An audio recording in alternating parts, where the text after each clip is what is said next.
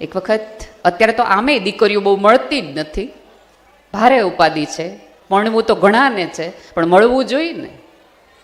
એટલે એક આવા ગામ હતું, એની અંદર એક છોકરાના માંડ માંડ કરીને લગ્ન થયા. કોઈ રીતે નક્કી નહોતા થતા, માંડ લગ્ન નક્કી થયા. પણ છોકરીવાળાએ એક શરત રાખી હતી કે અમે તમને દીકરી દઈએ, અમને જરાય એટલે જરાય વાંધો નથી, તમને દીધી દીકરી, પણ તમારે જાનમાં એકે વૃદ્ધને નહીં લાવવાનું, ખોટી માથાકૂટ જોઈ જ નહીં. કે અમારે નાચવું હોય ત્યારે એમ કે ના ના ના મુહૂર્ત વયું જાહે, ને અમારે કે ઢોલ લાવવા હોય ત્યારે તમે એમ કહો કામ કરી નાખો ને લાજ કરી નાખો, વૃદ્ધ નહીં. એટલે ઓલા છોકરાવાળા એમ કીધું કે અમને જો દીકરીને કન્યા મળતી હોય તો તમને નહીં લાવી, બસ પણ તમે અમને પરણાવી દો, ગમે એમ કરો. પણ દાદા કે ગમે એમ કરો, મારી જમીન વેચશો તો તમને પૈસા મળશે, તો તમે દીકરીને દેહો ને.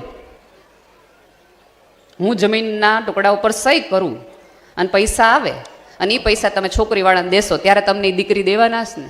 મન જાનમાં લઈ જાઓ તો જ હું કાગળિયામાં સહી કરું, બાકી હું સહી ન કરું. જાનમાં મારે જવું જ છે, કેટલા વર્ષથી હું જાનમાં નથી ગયું, ગામમાંથી કોઈ જાન ગઈ નથી. દાદા ગમે એમ, દાદા માને નહીં, સામે ઓલા છોકરીવાળા માને નહીં. એટલે કોક આવો વિદુર નીતિવાળો બુદ્ધિશાળી માણસ હશે, એણે એમ કીધું કે એક કામ કરો, દાદાને આપણે સંતાડીને લઈ જાઓ. દાદાને કહેવાનું તમારે બોલવા, તમારે લગ્ન જોવાશે ને, તમારે ચૂપચાપ આની અંદર હંતાઈ રહેવાનું અને લગ્ન જોયા રાખવાનું. દાદા કે વાંધો નહીં, મારો દીકરો પરણતો હોય તો આપણને વાંધો નથી, પણ મને જાનમાં જ લઈ જવો જ પડશે.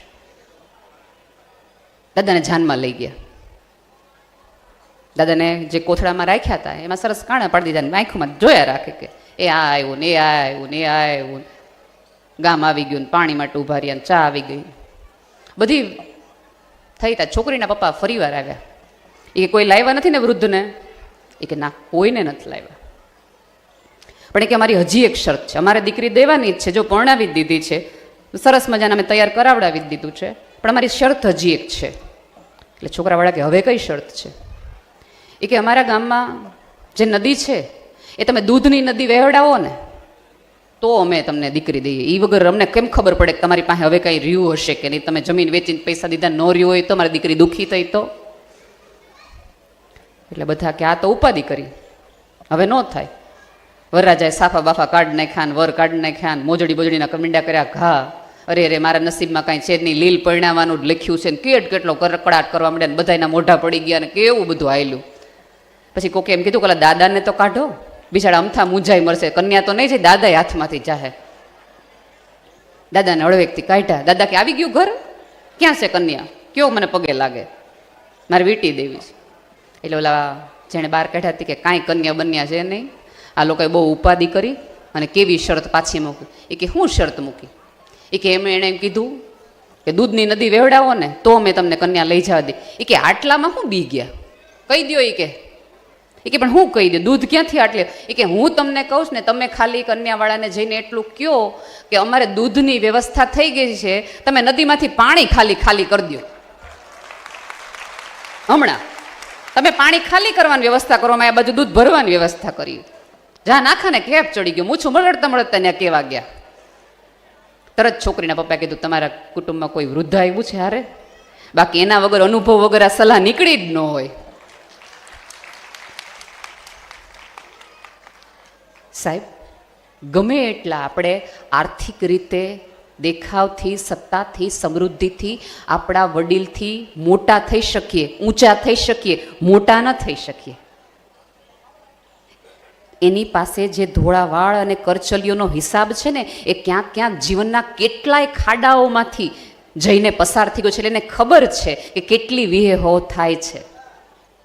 એ દરેક સાસુને ખબર છે કે દાળમાં મીઠું વધુ પડી જાય તો હું નખાય, કયો કોલસો નાખો ને તો મીઠું થઈ જાય અને ઘરમાં જરાય ઝઘડો ન થાય.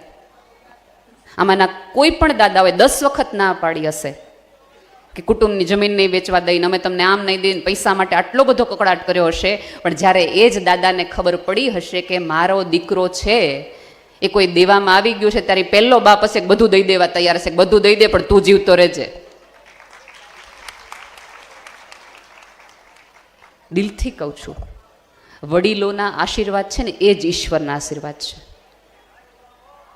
ક્યારેક એમની વ્યથાઓ, એમની ઉપાધિ, એમની શરીરની ફરિયાદો, એમનું ફ્રસ્ટ્રેશનના કારણે એમના મોઢામાંથી કડવા શબ્દો નીકળી જતા હશે, પણ એના અંતરના આશીર્વાદ થકી જ તમે ક્યાંક પહોંચશો. આ જગતમાં એ બે જ વ્યક્તિઓ છે, તમારા માતા પિતા, કે જે તમારી સિવાય કોઈની માટે પ્રાર્થના નથી કરતા. હું ને તમે જઈએ ને તો પહેલી પ્રાર્થના મારી માટે થાય, પછી બીજી વર માટે થાય, પછી સંતાન માટે થાય, પછી ઘર માટે થાય, વારા ફરતી વારા હોય. સ્લેબમાં કરીએ પ્રાર્થના. એમને તમે કશું નથી જોતું સંતાન સુખ સિવાય, કે આપણે સુખી થઈએ એટલી જ એમની ઈચ્છા છે. પણ આ આખું વૃદ્ધત્વનું વડીલોને સાચવવાની વાત છે એક સ્ત્રી સાથે જોડાયેલી છે, પુરુષ સાથે નહીં. આજ સવારે જ હું ભાઈને વાત કરતી હતી કે એવું નથી કે દીકરાઓને મા બાપનું મહત્વ સમજાતું નથી, એવું નથી કે એમને વૃદ્ધાશ્રમમાં મૂક્યા છે અથવા તો એમને કંઈક કહી દેવું છે, પણ એમની સામે બે ચોઈસ મૂકવામાં આવે છે એક સ્ત્રી તરફથી. તો નક્કી કરી લે કા મા કા દીકરો. હવે એ સમયે પોતે પણ એક બાપ બની ગયો હોય, એટલે એની બાપ તરીકે એની જવાબદારી નિભાવવાની હોય, એના પતિ તરીકેની જવાબદારી નિભાવવાની હોય, ત્યારે એ બે જવાબદારી વચ્ચે ઓલે એમ કહેશે કે મા બાપ સમજી જશે, અને મા બાપ સમજી જ જતા હોય છે. પણ ક્યારેય એ વિચાર કર્યું છે ખરું કે કેમ માતા પિતાઓથી સંતાન દૂર થવાનું પસંદ કરે છે? કારણ કે ક્યાંક માતા પિતા સંતાનોને ખબર હોય છે કે હા વાંક મારી ક્યાંક ને ક્યાંક આ પેઢીનો છે.